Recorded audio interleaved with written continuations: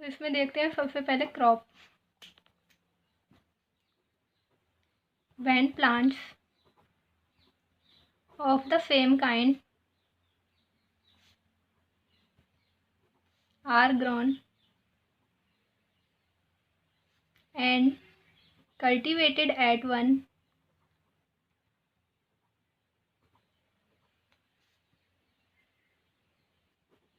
place on a large scale, यानी कि जब किसी भी बड़ी जगह पर एक समान के पौधे उगाए जाते हैं बड़े पैमाने पर, तो उसे क्या कहते हैं? क्रॉप, यानी कि फसल। इसके बाद देखते हैं एनिमल हस्बेंड्री।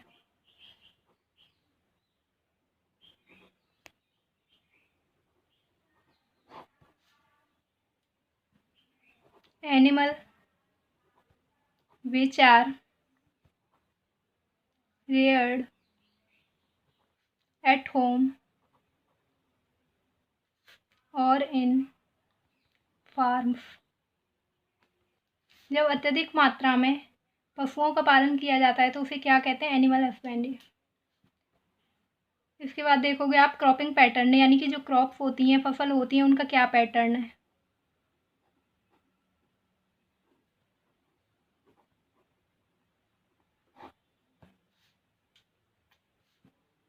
आपको मेनली 2 टाइप्स पढ़नी है, खरीफ क्रॉप्स और रबी क्रॉप्स, लेकिन 3 होती हैं। जायज़ क्रॉप एक होती है, जायद क्रॉप्स। जायद क्रॉप्स का कोई खास यूज़ नहीं है, लेकिन फिर भी आप देख लीजिए।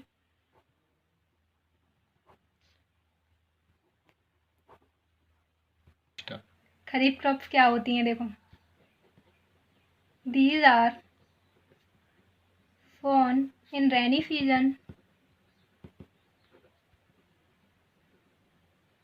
from month of June and harvested around October। यानी कि जो खरीफ क्रॉप्स होती है वो आपकी रेनी सीजन में बोई जाती है, जिसमें मंथ होता है जून से और अक्टूबर तक का। ठीक है, इसके बाद देखते हैं हम रबी crops.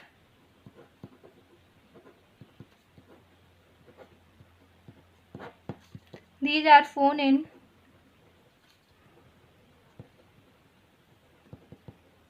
winter season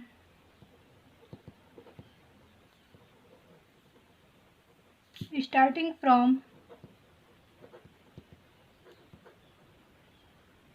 the month of October and harvested around April। देखो खरीफ क्रॉप्स का बताया था मैंने आपको कि रेनी सीजन में ये बोई जाती है, मंथ होता है आपका जून, और इसकी कटाई कब की जाती है? अक्टूबर में। ऐसे ही रबी क्रॉप्स है आपकी जो विंटर सीजन में जिसकी बुआई की जाती है, मंथ होता है आपका अक्टूबर। जैसे ही ये कट जाती है तो इसके बाद रबी क्रॉप्स आती है, रबी क्रॉप्स की बुआई होती है। और हार्वेस्टेड यानी कि कटाई कब होती है इसकी? अप्रैल में। रबी क्रॉप्स के बाद आता है आपका जायद crops.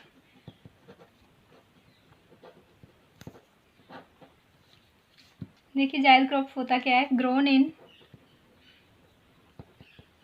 some parts of the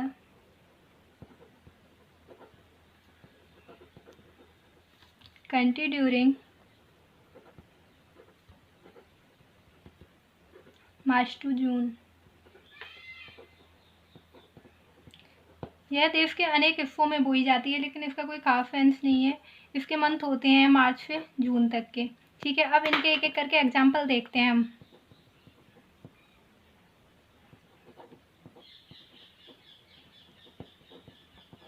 example of kharif crops. Kharif crops के एग्जाम्पल हैं आपके सोयाबीन, कॉटन,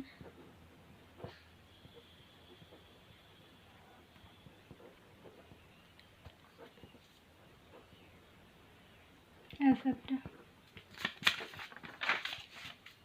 नेक्स्ट एग्जाम्पल देखते हैं रबी क्रॉप्स के।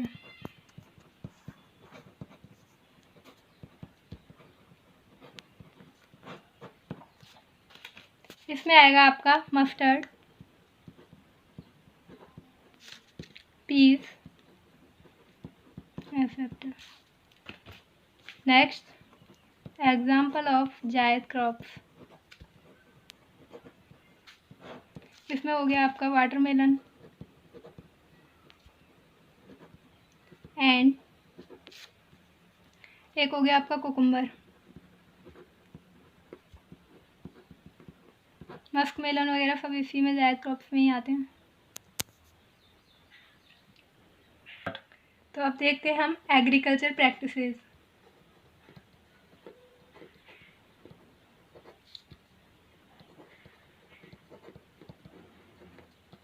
इसमें है आपके point, sorry, the various agriculture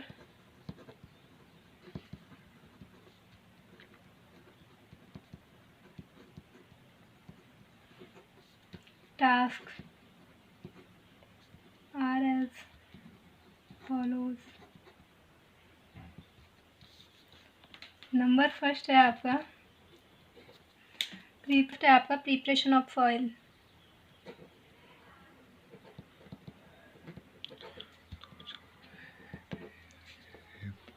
number second है आपका selection of seeds.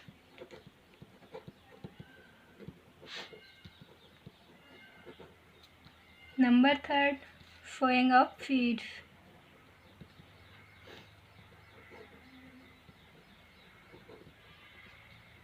Number four है आपका एडिंग मैन्यूर और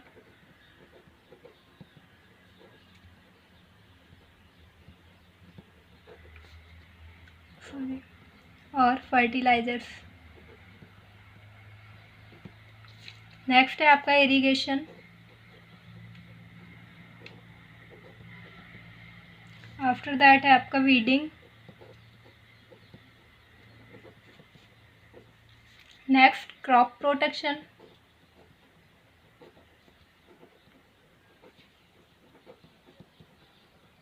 आफ्टर दैट हार्वेस्टिंग।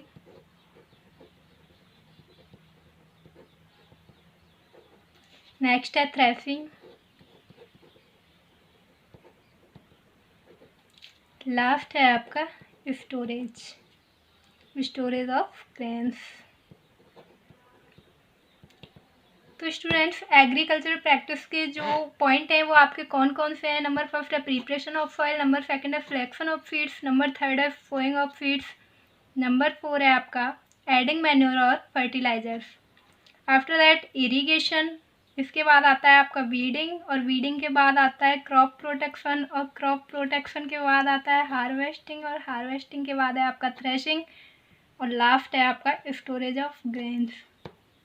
बस देखते हैं, इसमें डिस्क्राइब करेंगे प्रिपरेशन ऑफ सॉइल के बारे में, यानी कि मिट्टी को कैसे तैयार किया जाता है।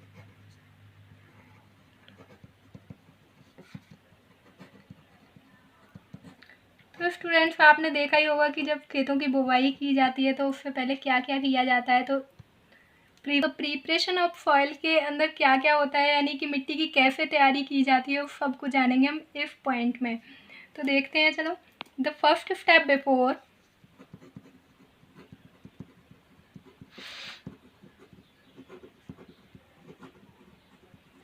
growing a crop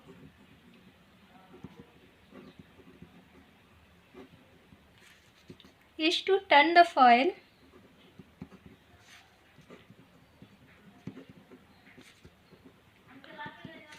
and loosen it। जो आपका प्रिपरेशन ऑफ सॉइल है, ये क्या है स्टूडेंट? ये फर्स्ट स्टेप है। किसी भी खेती को करने के लिए सबसे पहले हमें क्या करना चाहिए? मिट्टी को तैयार करना चाहिए। इससे क्या होता है कि मिट्टी की जो उर्वरक शक्ति है, एक तो वो बढ़ती है, और प्लस जो मिट्टी का जो मतलब टाइट हुई होती है ना मिट्टी, अगर आप उसके ऊपर बीज डालोगे तो क्या वो उग पाएगा? नहीं उग पाएगा ना। इस वजह से हम प्रिपरेशन ऑफ सॉइल में क्या करते हैं? मिट्टी को लूज करते हैं। इसमें क्या होता है? Ploughing helps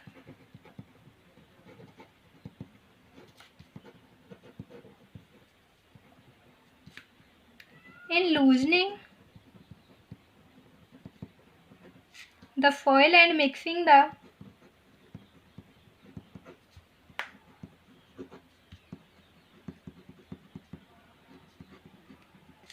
top soil with the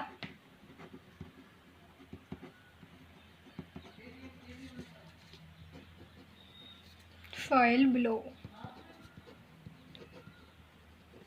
जब हम खेत की जुताई करते हैं यानी कि उसको प्लोइंग करते हैं तो क्या होता है, जो मिट्टी होती है, जो टॉप सॉइल और जो बिलो सॉइल होती है, वो क्या होती है, आपस में मिल जाती है।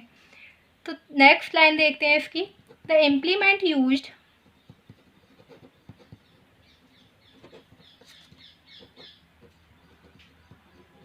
फॉर प्लोइंग इज कॉल्ड,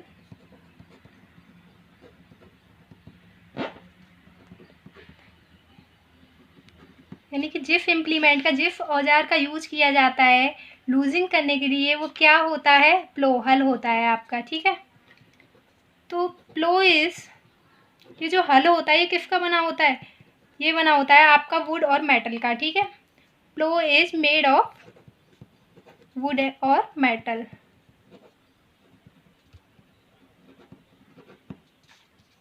और आपने देखा भी होगा आजकल ये जो हल होते हैं, जो लकड़ी वाले थे पहले, ये अब नहीं रहे हैं, तो इनकी जगह पर किसका यूज़ किया जाता है, ट्रैक्टर्स का, कल्टीवेटर का, इन चीज़ों का यूज़ किया जा रहा है ना।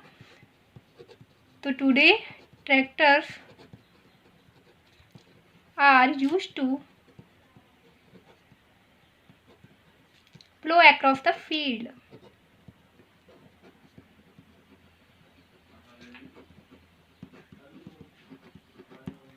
नेक्स्ट है आपका प्रिपरेशन ऑफ सॉइल के बाद होता है sowing of seeds, sorry selection of seeds होगा, क्योंकि जब मिट्टी तैयार कर ली जाती है तो उसके बाद क्या किया जाता है, बीज का सिलेक्शन किया जाता है, बीज को सिलेक्ट किया जाता है कि बीज किस क्वालिटी का होना चाहिए, कैसा होना चाहिए। तो ये सब किस में होता है, सिलेक्शन ऑफ सीड्स में। ठीक,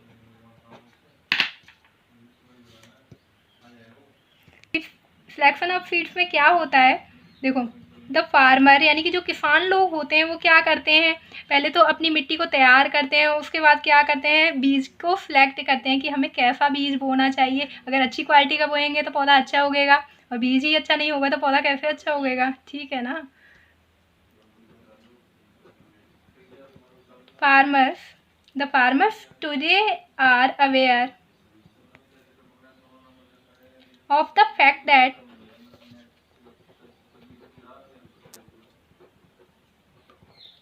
good quality of the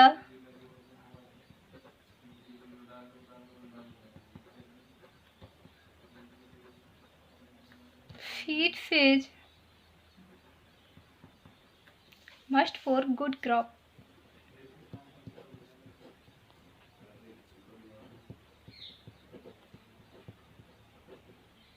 selection of seeds में सबसे पहले फार्मर्स क्या करता है, यानी कि किसान लोग क्या करते हैं, गुड क्वालिटी का सीड सिलेक्ट करते हैं, बीज सिलेक्ट करते हैं। ठीक है, the seed selected for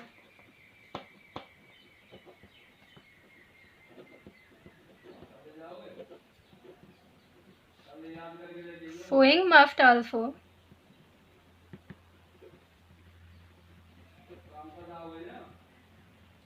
B healthy. तो जब किसान खेत में बीज बोता है तो वो क्या देखता है सबसे पहले, कि बीज कैसा होना चाहिए, गुड क्वालिटी का होना चाहिए और हेल्दी होना चाहिए।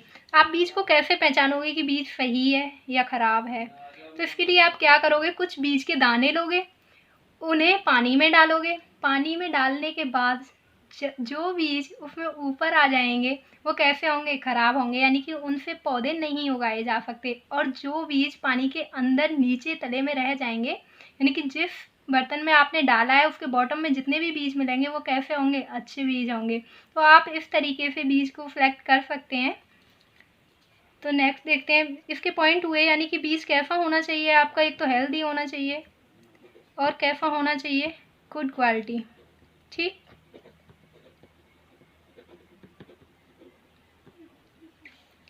नंबर 3 है सी में आपका, तो आपको फर्स्ट बताया था हेल्दी होना चाहिए आपका जो फीड है, सेकंड गुड क्वालिटी होना चाहिए, और थर्ड फ्री फ्रॉम इंसेक्ट होना चाहिए, यानी कि जो कीटाणु होते हैं उनके बिना होना चाहिए, उनसे सुरक्षित होना चाहिए। ठीक है,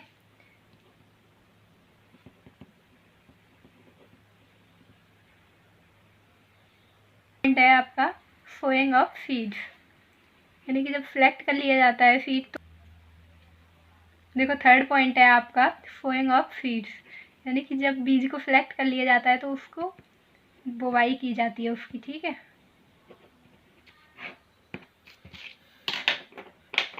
तो इसमें आप देखेंगे ये क्या प्रोसेस होती है। The process of spreading the seeds in the soil to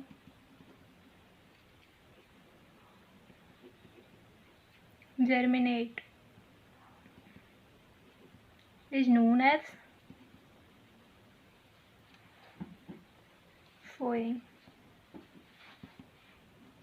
यानी कि जो खेत में जो बीज बुवाई की जाती है, जो प्रोसेस की जाती है, यानी कि बीज को या तो हाथ से पैक कर बोना और एक होता है आपको बीज को मशीनों के द्वारा बोना। तो कैसे भी बीज को बिखेरना खेत में क्या कहलाता है, आपका सोइंग बुवाई कहलाती है, ठीक है। तो इसमें क्या क्या होना चाहिए, एक तो प्रॉपर स्पेस होना चाहिए, proper spacing of the seeds,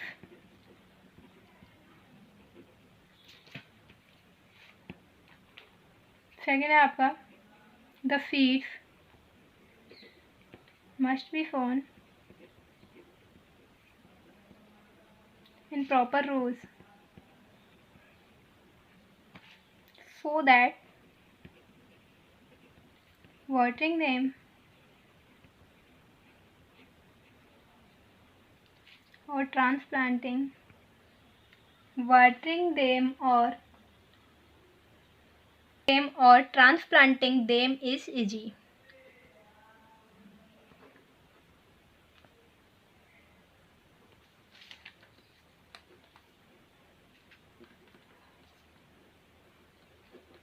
देखो प्रॉपर स्पेस होना चाहिए एक तो सीड के लिए, जब बीज को बोया जाता है तो स्पेस नहीं होगा तो आपको पता है कि अच्छी फसल नहीं उग पाएगी। और सेकंड है आपका एक सीक्वेंस होना चाहिए, उसका एक रो होनी चाहिए जिसमें कि पौधे को जो पानी दिया जाएगा वो अच्छी तरह से पहुंच सके, ठीक है। Seeds must be sown in proper season.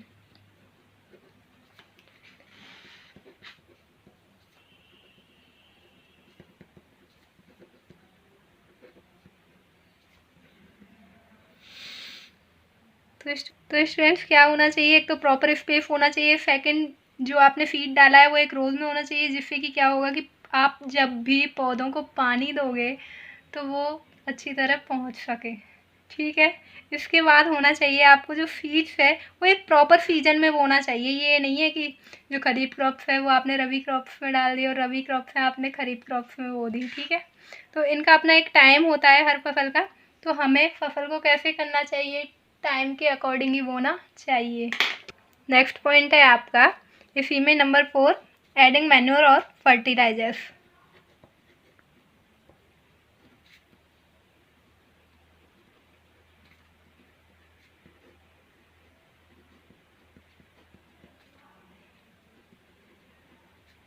ठीक, तो manure and fertilisers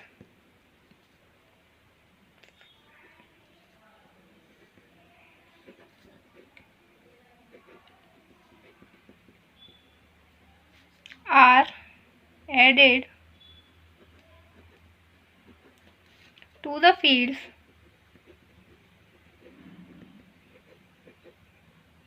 to get better crops।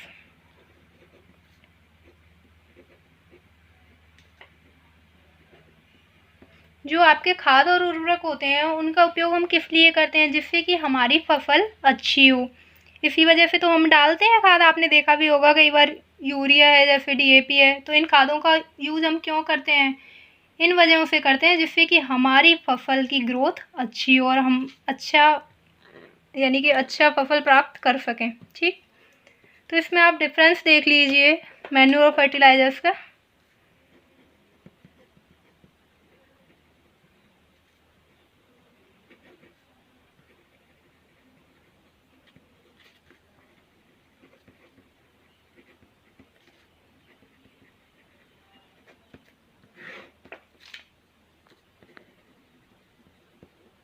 Manure, इधर देखना है आप फर्टिलाइजर्स। तो इनके कुछ पॉइंट हैं, आप लर्न कर लेना या फिर नोट डाउन कर लेना, ठीक।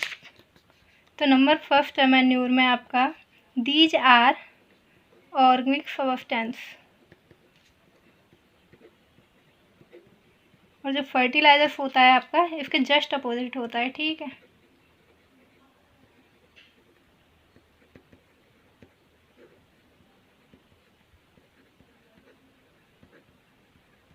ये कैसा होता है, ऑर्गेनिक होता है, यानी कि कार्बनिक है, और ये अकार्बनिक इनऑर्गेनिक है, ठीक। नंबर सेकंड है आपका, कैन बी प्रिपेयर्ड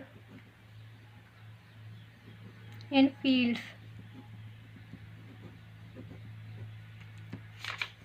और आपका फर्टिलाइजर्स में है प्रिपेयर्ड इन फैक्ट्रीज। जो मैन्यूर होता है आपका, वो कहाँ, फील्ड में भी तैयार किया जा सकता है, यानी कि जैसे खेत में या फिर कहीं भी आपकी और कोई जगह हो जहाँ उसको किया जा सके, वहाँ आप कर सकते हो। तो आपने देखा ही होगा कई बार एक जगह पे हम लोग गोबर जैसी चीज़ें इकट्ठी कर देते हैं या कोई और भी होता है, तो उससे क्या हो जाता है, पत्ते या फिर कुछ और इकट्ठा होने से वहाँ क्या होता है कि वो खाद के रूप में बदल जाता है। तो उसके बाद हम उसे अपनी फसल से पहले अपने खेत में डाल सकते हैं। और इधर है आपका फर्टिलाइजर्स। फर्टिलाइजर्स कहाँ तैयार किया जाता है, फैक्ट्रीज में, ओके।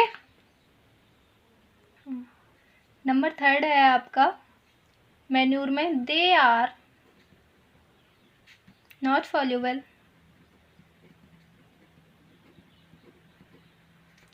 इन वाटर। यह पानी में घुलनशील नहीं है। और इधर फर्टिलाइजर्स में आपका number third, they are soluble in water.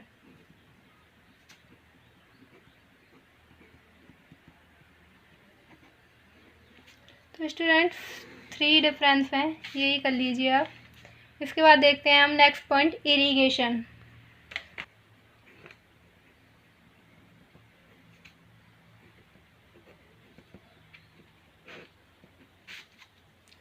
तो इरिगेशन में क्या किया जाता है, द सप्लाई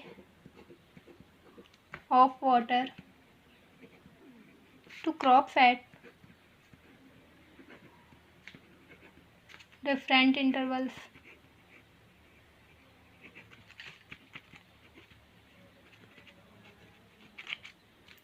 यानी कि जब हम पानी को विभिन्न विभिन्न अंतराल के अंतर्गत फसल में देते हैं, तो वो क्या कहलाता है, आपकी सिंचाई, इरिगेशन, ठीक है। तो इसके सोर्स हैं कि हम किस किस यानी कि स्रोत से क्या कर सकते हैं, इरिगेशन कर सकते हैं। तो आपका है उसमें वेल्स, यानी कि कुएं, ट्यूबवेल्स, पॉन्ड्स, रिवर्स, कैनल्स और भी अन्य ऐसे ही सोर्स हैं इसके।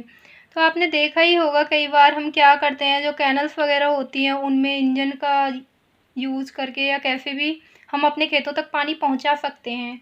या फिर मतलब कोई भी हम ऐसा रास्ता बना देते हैं उस पानी के लिए, जिससे कि हमारा पानी उस रास्ते के द्वारा कहाँ पहुंच सके, हमारे खेतों तक पहुंच सके।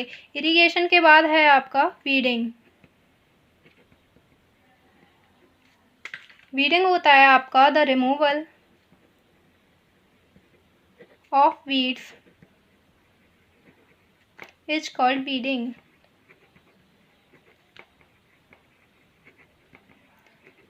वीडिंग क्या होता है, यानी कि जितने भी आपके उसमें खरपतवार उग आते हैं खेती में, तो उसे सबको ख़त्म करना क्या कहलाता है, वीडिंग कहलाता है, जिसे आप नराई भी बोलते हैं, ठीक है। तो इसके बाद वीडिंग के बाद क्या होता है, वीडिंग से क्या होगा, आपका क्रॉप प्रोटेक्शन, यानी कि जो आपकी फसल है उसकी सुरक्षा होगी, ठीक। तो इसके बाद आएगा आपका क्रॉप प्रोटेक्शन।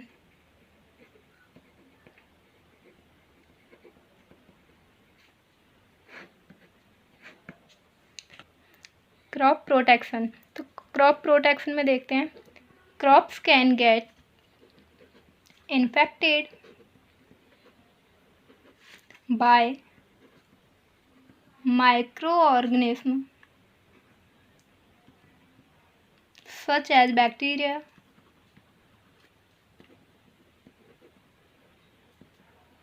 Virus etcetera. ठीक है। जो क्रॉप प्रोटेक्शन होता है उसमें क्या होता है कि काफ़ी आपने कीटाणु देखे होंगे, बैक्टीरिया है, वायरस है, इनसे क्या होता है, ये हमारी फसल को नुकसान पहुंचाते हैं। तो हमें क्या करना चाहिए, इनसे अपनी फसल की सुरक्षा करनी चाहिए। ठीक, इसी में देखते हैं क्रॉप प्रोटेक्शन में आपका क्या है। The crops can also be destroyed by organism such as insect, rats और बर्ड्स। यानी कि कुछ कीटाणु ऐसे होते हैं, रैट्स हुआ आपका, बर्ड्स हुई, मतलब कुछ जानवर भी होते हैं जो आपकी फसल को नुकसान पहुंचाते हैं। तो उनसे हमें कैसे अपनी फसल की रक्षा करनी चाहिए, तो देखिए, the crops can also be destroyed by organism such as insects,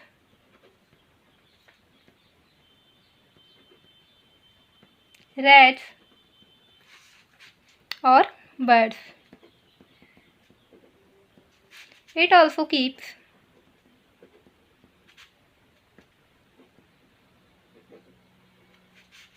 the domestic animals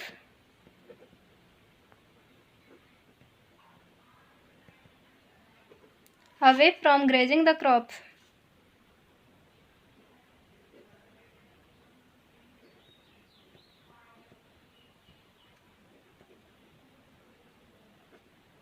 it also keeps the domestic animals away from grazing the crops. यानी कि कुछ आपने पालतू पशु भी देखे होंगे, जैसे गाय वगैरह है, जो क्या करती हैं, हमारी फसल को नुकसान पहुंचाती हैं, हमारी फसल को ग्रेजिंग करती हैं, यानी कि चढ़ जाती हैं एक तरीके से। ठीक है, तो उनसे हमें क्या करना चाहिए, उनसे होता है कि जैसे हम कोई भी ऐसे दवाई डाल दें खेत में जिससे कि वो दूर हो सकें, या फिर बहुत से लोग, आप देखा भी होगा कि मतलब वो होती है जो डस्ट राख होती है, उसका भी यूज़ करते हैं।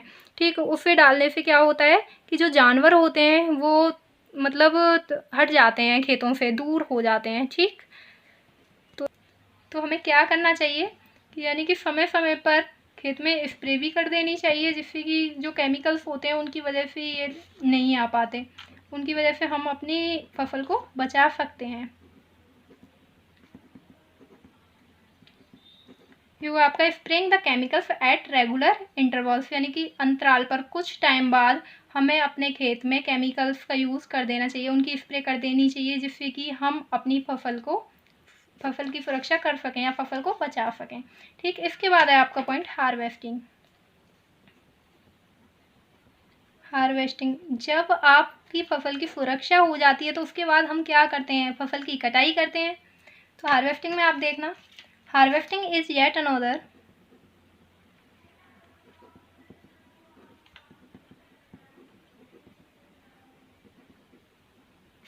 celebration of farmers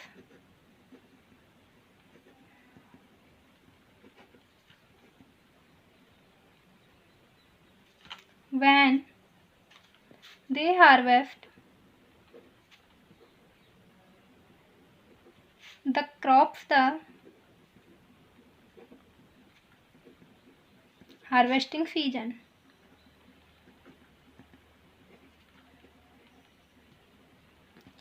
देखो, जब फसल की कटाई करते हैं तो जब फसल अच्छी होगी तो क्या होगा, किसान लोग खुश होंगे।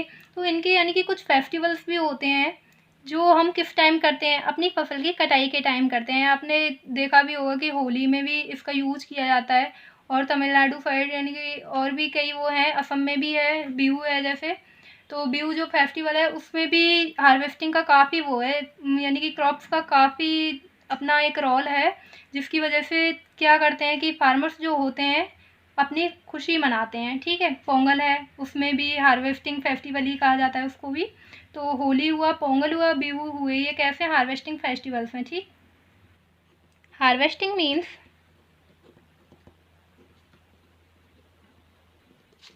Cutting of crops after it is manure. Harvesting festivals बताए थे जैसे आपको अभी।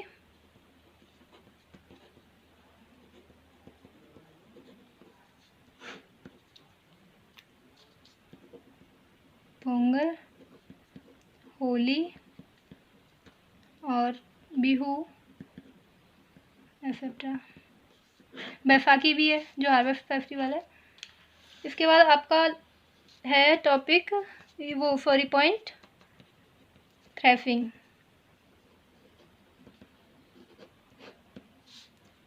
After harvesting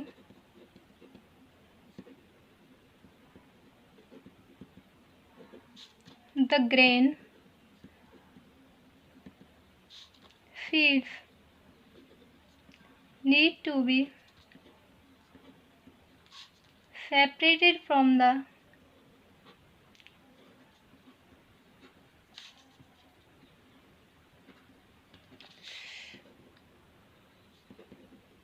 chaff।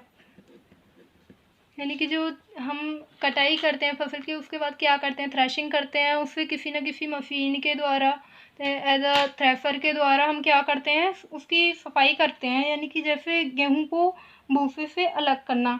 ठीक, तो ये होता है आपका थ्रेशिंग। लास्ट पॉइंट है आपका storage of grains.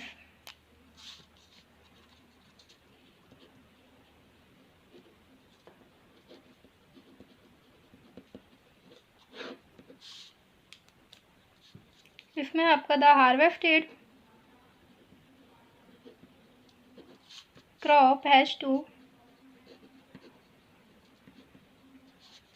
Be protected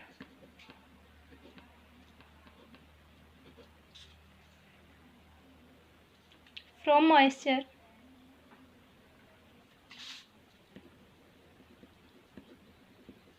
insects etcetera. देखो, जब हम थ्रेशिंग कराते हैं, थ्रेशर के द्वारा थ्रेशिंग करा लेते हैं अपनी फसल की, तो उसके बाद क्या करते हैं, हम स्टोर करते हैं कहीं ना कहीं, उसे रखते हैं।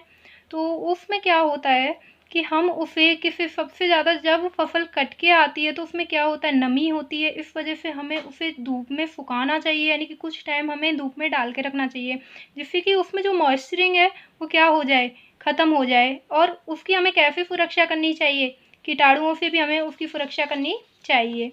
The grains are properly dried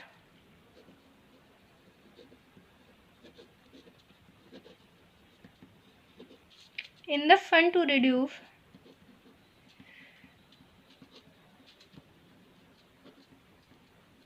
the moisture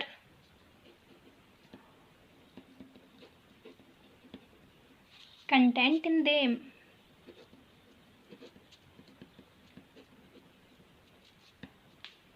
तो हमें क्या करना चाहिए, उस मॉइस्चरिंग को यानी कि ख़त्म करने के लिए हमें उसे एक प्रॉपर टाइम तक किसमें, धूप में रखना चाहिए, सुखाना चाहिए। ठीक है, तो ये हुआ आपका last point, storage of grains. तो हमने इस चैप्टर में क्या क्या देखा, यानी कि एग्रीकल्चर के जो डिफरेंट टाइप्स से, मतलब एग्रीकल्चर में जो प्रैक्टिसेस की जाती हैं उनके बारे में हमने इस चैप्टर में पढ़ा था। सबसे पहले हम क्या करेंगे, प्रिपरेशन ऑफ सॉइल करेंगे। उसके बाद क्या करेंगे कि मतलब सीड्स को सिलेक्ट करेंगे, सिलेक्टिंग ऑफ सीड्स करेंगे। उसके बाद सोइंग करेंगे। आफ्टर दैट आपके डिफरेंट मतलब पॉइंट्स हैं, हार्वेस्टिंग है, थ्रेशिंग है, वीडिंग है, इरिगेशन है। ये सब हम किस में करेंगे, इस एग्रीकल्चर के अकॉर्डिंग करते हैं। तो थैंक यू, मिलते हैं नेक्स्ट वीडियो में। ओके।